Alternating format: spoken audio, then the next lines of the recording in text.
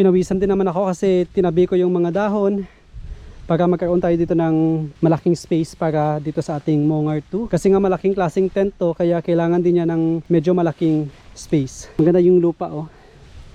Yan. Take note lang talaga, kahit gaano kaganda yung tent mo, kahit gaano kaganda yung waterproof system niya, kung hindi ka marunong pumili ng lugar kung saan mo siya ilalagay, example, lalagay mo siya sa mga mababang lugar, tapos merong mga buklod-buklod dyan sa tabi niya na pwedeng pagmulan ng tubig, pag maulan, tapos doon dadaloy, yung tent mo ay dadaluyan ng baha.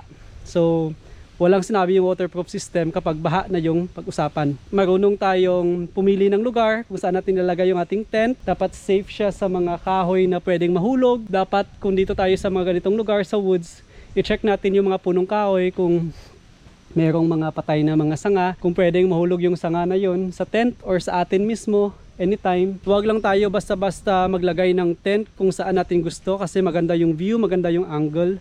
Pero isipin din natin yung ating safety. Yun nga sabi ko, aside sa mga baha na yun na pwedeng kaharapin natin pag nasa outdoor tayo, isipin din natin yung mga hazards na pwede nating ikadisgrasya.